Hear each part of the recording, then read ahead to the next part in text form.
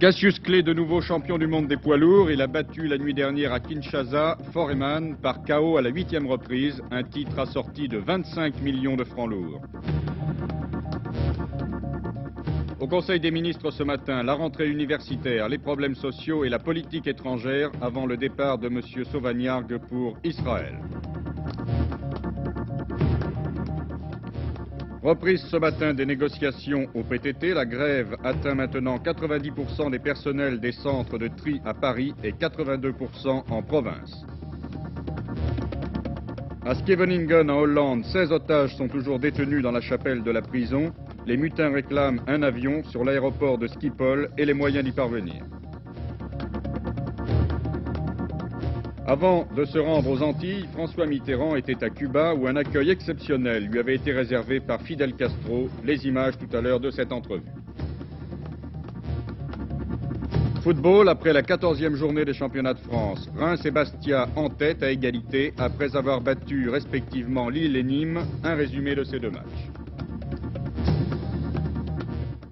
Mesdames, Mesdemoiselles, Messieurs, bonjour. À l'ORTF, c'est le second jour du mouvement de grève lancé par les syndicats de journalistes, SNJ, Force ouvrière et CFDT, l'intersyndicale des journalistes pigistes, le syndicat SNRT-CGT et le SCORT, le syndicat des cadres. Ce journal télévisé est diffusé dans le cadre du service minimum prévu par la loi et maintenu jusqu'à 20 h par décision de la présidence de l'Office. Il n'y aura donc pas d'autre programme à la télévision d'ici 20 h. Rappelons que les syndicats ont déclenché leur mouvement pour protester notamment contre les menaces de licenciement à l'occasion de la mise en place des nouvelles sociétés chargées de succéder à l'ORTF à compter du 1er janvier prochain. Par ailleurs, l'Union syndicale des syndicats de journalistes a décidé aujourd'hui une journée d'action pour, je cite, la défense de l'emploi, la solidarité avec les journalistes de l'ORTF et la liberté d'informer. Cette journée d'action est marquée notamment par des arrêts de travail dans les entreprises de presse et par une assemblée générale convoquée par l'Union nationale des syndicats de journalistes à la Bourse du Travail à Paris cet après-midi. Le Conseil des ministres avait ce matin à l'ordre du jour des questions pratiques comme la lutte contre le gaspillage, la rentrée universitaire, mais bien entendu le président de la République et les ministres ont dû évoquer les mouvements de grève actuels. Sur place, Jacques Hébert. Eh bien, ce conseil s'est terminé il y a quelques instants seulement. Alors, Monsieur le ministre, a-t-on parlé ce matin au conseil des conflits sociaux en cours? Non, on n'en a pas parlé puisque ce sont des conflits qui sont traités par les ministres dans le cadre de la compétence propre. Par contre, alors on a parlé d'un certain nombre de problèmes, dont en particulier celui du gaspillage. M. Jarraud a fait une communication et le Premier ministre, qui vous le savez avait déjà évoqué ce problème dans son discours de Vézilly, a insisté pour que tous les ministres présentent d'ici un mois des propositions, chacun dans le cadre de la compétence propre. Je crois qu'on a parlé aussi de la participation du citoyen à l'action sociale. De quoi s'agit-il? Il s'agit, dans l'esprit du président de la République, de donner à cette société un peu plus de chaleur, un peu plus de sentiment de solidarité, et par conséquent de faire appel, dans le cadre de l'action sociale, à la participation bénévole des citoyennes et des citoyens. Bien évidemment, il ne s'agit pas pour autant de faire en sorte que l'État se désengage. L'administration, les collectivités locales garderont évidemment leur rôle propre, mais il est prévu et souhaité que cette action soit complétée justement par la participation de tous les citoyens et toutes les citoyennes. Voilà donc pour ce conseil. À vous, Jean-François Robinet.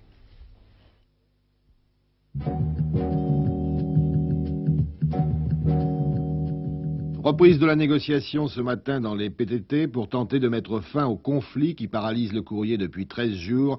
Mais une nouvelle fois, les pourparlers risquent d'être longs et difficiles. Sur le plan des revendications non salariales, la titularisation des auxiliaires, le déroulement des carrières, les conditions de travail dans les centres de tri, par exemple, le secrétaire d'État au PTT devait présenter de nouvelles propositions aux syndicats. En revanche, sur le plan des revendications de salaire, le gouvernement estime qu'il n'y a pas lieu à pourparler, car ce serait remettre en cause le contrat salarial conclu en juillet dernier dans la fonction publique. À ce propos, une autre négociation concernant les salaires 1975 dans la fonction publique, par conséquent dans les PTT, commencera avant la fin de l'année. En tout cas, une certitude, tout est prêt, affirmait-on ce matin au ministère des Postes et Télécommunications, pour que la négociation se poursuive aujourd'hui jusqu'à son terme. Un rappel concernant l'expédition urgente de médicaments, l'administration des PTT a mis en place une organisation qui achemine les sérums, vaccins et analyses ainsi que médicaments urgents. À Paris, leur dépôt doit être fait au bureau de poste 41 qui se situe au 5 avenue de Saxe. La distribution a lieu au même endroit. Pour la banlieue et les départements, dépôt et distribution dans les préfectures. Autre mouvement de grève, celui des mineurs de fond, des houillères, des bassins de Lorraine, sur un effectif de près de 4000. 80% ne sont pas descendus au fond de la mine pour les postes du matin. Mais dans les services du jour, le mouvement serait un peu moins suivi. Dans un communiqué, la direction des charbonnages de France a rappelé hier soir que l'arrêt de l'exploitation du puits de Faulquemont était inéluctable actuellement. Toutefois, la capacité d'extraction du puits sera maintenue en état pour une reprise éventuelle dans un avenir lointain. C'est le 16 novembre que le gouvernement devrait adopter le projet de loi sur l'avortement après l'avoir soumis au Conseil d'État. Au cours d'un conseil restreint hier soir à l'Élysée, le texte a été définitivement mis au point. Il comprend 3 titres concernant l'aspect juridique, tout d'abord avec la suspension des poursuites contre les interruptions de grossesse pendant les 3 premiers mois. Puis des mesures de protection médicale et morale de la femme en cas d'avortement, et enfin les cas exceptionnels d'interruption de la grossesse au-delà de 3 mois. Les députés débattront du projet à la fin du mois de novembre. La nuit dernière, ils ont adopté le budget de la santé publique. Le budget du ministère de la Santé pour 1975, qui a été voté la nuit dernière par l'Assemblée nationale, est de 10 milliards de francs actuels, c'est-à-dire 30% de plus que celui de cette année. Dans le détail, ce budget prévoit un effort important pour la protection sanitaire et sociale. Le montant des programmes d'équipement pour la santé vont pour la première fois dépasser 1 milliard de francs. Les actions prioritaires annoncées pour l'année prochaine porteront sur l'accélération de l'humanisation des hôpitaux. 470 millions vont être affectés à la construction d'unités nouvelles de soins, à la rénovation des anciens hôpitaux pour permettre la disparition des salles communes. Un effort particulier sera entrepris pour la formation des personnels sanitaires et plus spécialement l'amélioration de la situation des infirmières. Les auxiliaires médicaux et les professions paramédicales vont recevoir une meilleure formation. Les salaires seront revalorisés pour lutter contre les manques d'effectifs dans ces spécialités. Les crédits pour la recherche médicale vont être augmentés et se porteront principalement sur l'Institut national de santé et de recherche médicale, l'INSERM. 48 millions vont être affectés à l'implantation de nouvelles unités de recherche.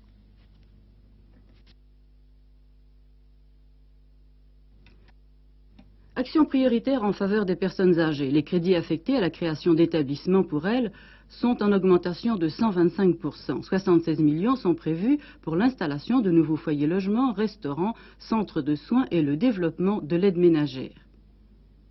Des mesures nouvelles sont prises pour aider les handicapés et favoriser leur réinsertion dans la vie normale.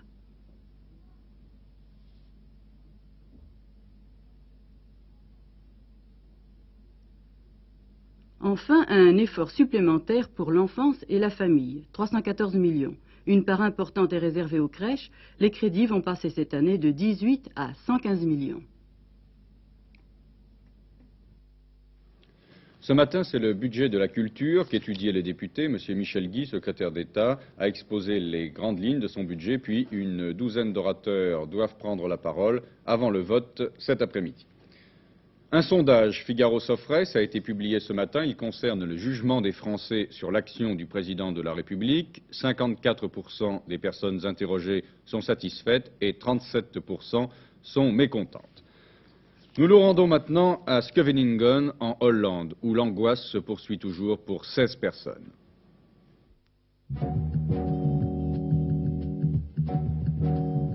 À Scheveningen, la guerre des nerfs continue. Du côté officiel, le blackout est toujours maintenu. Le ministre de la Justice, Andreas Van Agt, refuse désormais de laisser filtrer toute information susceptible d'être retransmise aux 4 hommes qui détiennent toujours les 16 otages, dont 2 femmes, sous la menace de leurs armes. Le ministre nous a dit cette nuit que les mutins avaient suivi en direct à la télévision hollandaise l'affaire de La Haye. Les 4 hommes sont méfiants. Ils redoutent un piège de la part des autorités qui, vous vous en doutez, commencent à avoir une certaine expérience. Il faut souligner que dans ce pénitencier, les loisirs sont bien organisés. 2 jours par semaine, soirée cabaret. Un soir, grand film. Les autres, télévision, radio, salle de jeu, bar, avec boissons non alcoolisées, etc., etc. Les prisonniers de Scheveningen jouissent donc d'une certaine liberté de manœuvre. C'est ainsi notamment qu'ils peuvent téléphoner par l'automatique où ils le désirent, en Hollande ou à l'étranger, et ils ne s'en privent pas. Et ce, sans aucun contrôle a priori. Il paraîtrait que le Palestinien Nouri aurait appelé souvent en Allemagne fédérale, et même à Beyrouth. Comme vous pouvez en juger, Scheveningen n'est pas une prison comme les autres. Du côté des mutins, quelques précisions ont été apportées ce matin aux 5 points préalables posés hier comme conditions. En bref, que Tamina soit amené dans la chapelle et qu'un avion soit prêt à partir à tout moment. Les 4 hommes demandent maintenant qu'un autre prisonnier, Lucien Van Hussel, arrêté et condamné à 2 ans de prison pour détention d'armes et d'explosifs, membre d'un mouvement marxiste-léniniste Jeunesse Rouge, très lié, paraît-il, avec les Palestiniens, puisse inspecter le bus et l'avion. On en est là en ce moment, la guerre des nerfs continue au fur et à mesure que le suspense se prolonge.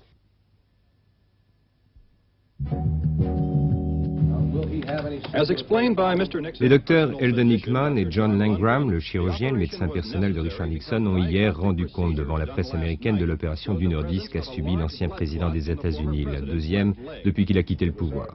Ce n'était donc pas de la comédie, ce n'était pas simplement pour éviter de témoigner au procès de Watergate qui se tient en ce moment à Washington et dans lequel plusieurs de ses anciens collaborateurs sont inculpés. Richard Nixon souffre de phlébite. Un nouveau caillot sanguin ayant été repéré dans le haut de la jambe gauche, il a fallu hier placer une pince de plastique sur la veine iliaque pour éliminer tout risque d'embolie pulmonaire. Richard Nixon, qui au dire de ses proches était très déprimé et très malheureux avant l'opération, restera 4 à 6 semaines en convalescence et devra prendre des produits anticoagulants. Richard Nixon is doing well. Richard Nixon se remet bien. Pour le docteur Langram, donc, Richard Nixon va bientôt pouvoir retourner chez lui.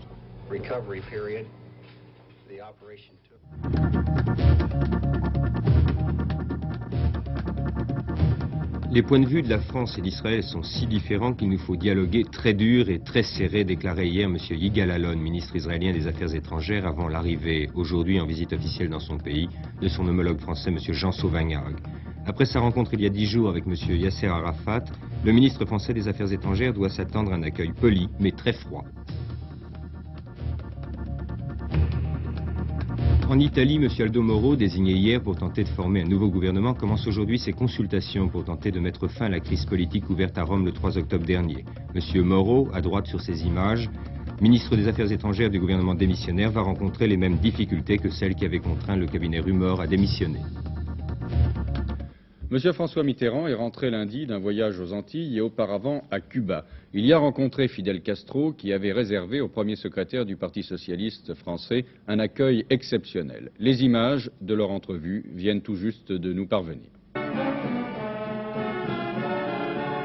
Bienvenue au camarade François Mitterrand. Cette bienvenue, le premier secrétaire du Parti socialiste français l'a ressenti tout au long de son séjour à Cuba, aussi bien auprès de Fidel Castro qu'auprès des nombreux Cubains qu'il a rencontrés. C'est la première fois que le Parti communiste cubain recevait officiellement le leader d'un parti socialiste européen, membre de l'Internationale. De la Havane à Santiago de Cuba, point de départ de la Révolution, la délégation française a eu pour guide Fidel Castro, un guide disert et attentif qui a préféré au tourisme la réalité cubaine, les usines avec l'explication du fonctionnement des comités autogestionnaires. Les travailleurs elles-mêmes, elles proposent les candidats pour être élus les dirigeants de direction de l'usine.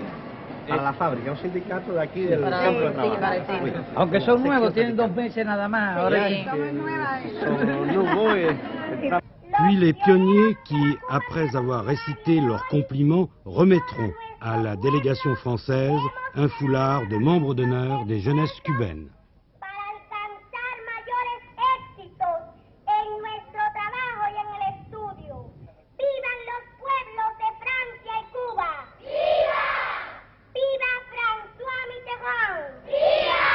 Pioneros por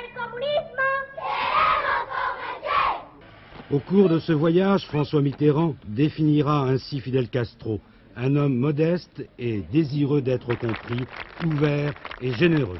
De son côté, Fidel Castro soulignera l'importance, je cite, de l'unité d'action des socialistes et des communistes français pour les aspirations populaires à des changements démocratiques.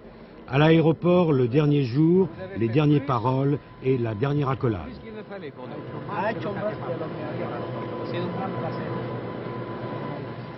Cette rencontre, en tout cas, prouve la volonté de Cuba de s'ouvrir désormais vers l'extérieur.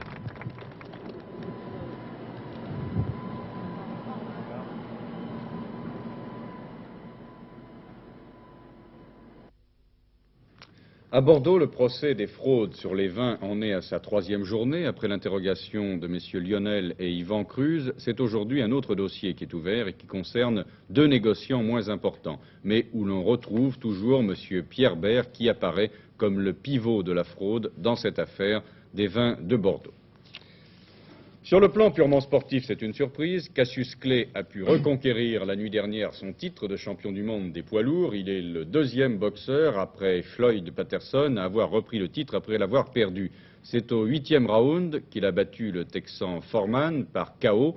Certains disent que c'est une affaire de gros sous et que la revanche pourrait redonner la victoire aux vaincus d'hier soir. D'autres estiment que ce fut un beau match. En tout cas, des gros sous, les 2 boxeurs en ont touché. 25 millions de francs chacun, 2,5 milliards d'anciens francs. Nous ne pouvons malheureusement juger pour l'instant nous-mêmes par l'image, et pour cause, Daniel Leclerc. Oui, en effet, certains pays avaient l'exclusivité du combat. En ce qui nous concerne, nous attendrons le retour de notre envoyé spécial pour avoir des images de ce combat. Vous l'avez dit, c'est une énorme surprise. Avant le combat, tous les spécialistes disaient que Clay n'a aucune chance devant Foreman. Celui-ci est plus grand, plus lourd, plus puissant, plus jeune et portant. Clay a gagné, il a su exploiter la seule faille dans la boxe de Foreman, son manque de résistance. Foreman était tellement sûr de gagner qu'il n'avait jamais forcé l'entraînement. Il se contentait d'entretenir sa force de frappe et avait négligé par exemple le footing. Clay, naturellement, en a profité. Pendant les 5 premières reprises, Clay s'est contenté de subir le combat pour que Foreman se fatigue. Il ne ripostait que dans les fins de round. Cette tactique a payé. Au 7e round, les coups de Foreman étaient moins puissants, moins précis. À ce moment-là, Clay prit l'initiative du combat en plaçant de nombreux directs. Au 8e round, le dénouement, Foreman était épuisé. Après une série de crochets au visage, le champion du monde tombait pour le compte. Inutile de vous dire, dans le stade, c'était du délire. Cassius Clay avait gagné son pari, reprendre son titre 7 ans après l'avoir perdu. C'est la première fois que Foreman est battu. Naturellement, nombreux sont maintenant ceux qui se posent des questions sur le résultat du match. En football, il y avait hier soir une journée complète du championnat de France de football, la 14e journée. Voici l'un des matchs au sommet de cette soirée, Reims-Lille. Beaucoup de buts hier soir au stade Auguste Delaune, un match poursuite. Dès la 6e minute de jeu, Reims prend l'avantage ici par Richard, 1-0, le même but sous un autre angle. Lille égalise un quart d'heure plus tard par Fouilloux d'un tir puissant des 25 mètres, un but partout. Richard encore lui inscrit le 2e but pour son équipe sur ce coup franc, un tir lobé d'Uzé et battu, 2-1. Pas pour longtemps, la réaction de Lille, alors que nous revoyons ce but de Richard au ralenti, la réaction de Lille est immédiate sur un service de Karazi. Fouilloux, décidément très en verve, prend de vitesse la défense rémoise, 2 buts partout. Mais peu avant la pause, Bernard Lèche redonne l'avantage à la formation rémoise sur un mauvais contrôle du gardien d'Uzé. Bernard Lèche donne l'avantage à son équipe, 3-2. Ce sera le score à la mi-temps. Les 10 000 spectateurs étaient à peine remis de leurs émotions. 2 minutes après le repos, Karazi remettait les 2 équipes à égalité. 3 buts partout. Alors que l'arbitre, M. Eliès, vient de siffler la mi-temps, voici le but de Karazi qui remet les 2 équipes à égalité. 3 buts partout. C'est finalement le Rémois Ravier qui va inscrire le dernier but du match et celui de la victoire pour le leader dans un angle très fermé. 4-3. Revoici l'action sur un travail préparatoire de Richard relayé par Durand. Ravier évite la charge de plusieurs adversaires et marque en coin. Score final 4-3. 27 buts ont été marqués dans cette 14e journée, 2 victoires à l'extérieur. Monaco à Paris devant le Paris Saint-Germain 1-0 et Sochaux à Metz 1-0 également. 2 victoires bonus, Bastia devant Nîmes 4-0 et Lens face à Bordeaux 3-0 également. 4-0 pour Bastia, pardon. 3 clubs ont pris un point à l'extérieur, 3 le Red Star et Nantes. Au classement, Bastia rejoint Reims en tête du championnat avec 20 points, devant Lyon 19 points et Saint-Etienne 18 points. Et dans le bas du tableau, malgré sa victoire à l'extérieur, Sochaux est 18e avec 10 points, devant le Red Star 9 points et Angers 7 points.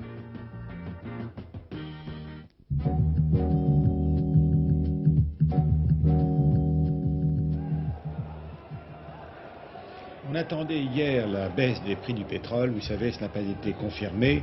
Et cependant, dans l'après-midi d'hier, la bourse de New York a été absolument enthousiaste et on a monté de 2 à 3% sur ces bruits. Si bien qu'aujourd'hui, devant le fait accompli, à savoir qu'il n'y a pas eu de réalisation effective de cette baisse, eh bien, finalement, on est beaucoup plus irrégulier, beaucoup plus calme. Je crois tout de même qu'on reviendra sur cette baisse du pétrole, car c'est inéluctable. Vous verrez que le marché de l'or est très calme aussi, beaucoup plus calme que les jours précédents. Le Napoléon est à 280,50 même en séance, contre 280 francs hier, donc pratiquement le même cours, alors que le lingot a légèrement baissé, 26 180 contre 26 490. L'emprunt 4,5 73, qui a concentré hier le quart de l'activité du marché, c'est dire l'ampleur des transactions sur ce titre, a baissé légèrement, 537 francs 50, mais hier c'était le cours record, le record des records à 541 francs. Les valeurs françaises, vous le verrez, sont irrégulières. Il y a des hausses, tout de même appréciables, comme celle de la Redoute, mais tout de même encore un peu d'effritement des cours. La baisse des prix du pétrole est en effet inéluctable, car tous les autres prix des matières premières ont baissé jusqu'à présent, et on s'attend déjà à des surproductions dans certains pays, notamment la Libye et l'Algérie, qui sont assez touchés. Présentement, par exemple, la Libye a vu sa production baisser de 50% depuis 1970. C'est l'Arabie saoudite qui est à la tête du mouvement en faveur de cette baisse.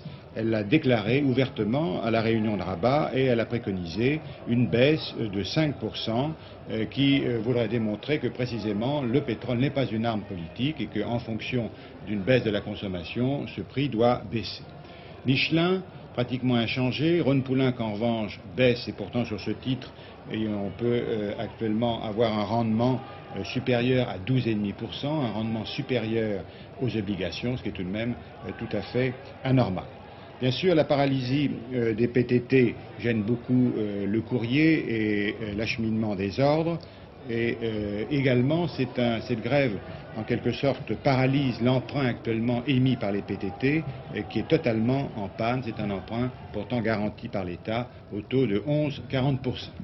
On parle beaucoup d'un rapprochement entre l'industrie française des ordinateurs et la firme américaine Honeywell Bull, firme américaine dans laquelle des capitaux français sont déjà dans le capital, et si ce rapprochement se trouve confirmé, eh bien la participation française dans la firme américaine serait accrue. Ce serait une sorte d'association entre l'industrie française des ordinateurs et le numéro 2 des ordinateurs dans le monde. Valeurs étrangères, donc hausse des valeurs américaines comme la General Motors, tandis que les mines d'or, qui avaient fortement progressé depuis le début de la semaine, eh bien, ont un petit peu baissé. Petrofina, vous l'avez vu, est en baisse de 4 francs.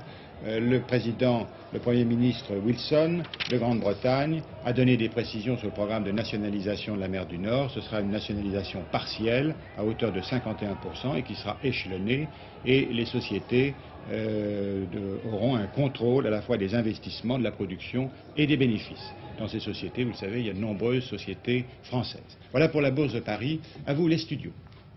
Pas d'autres informations depuis 13 heures. Bonne journée.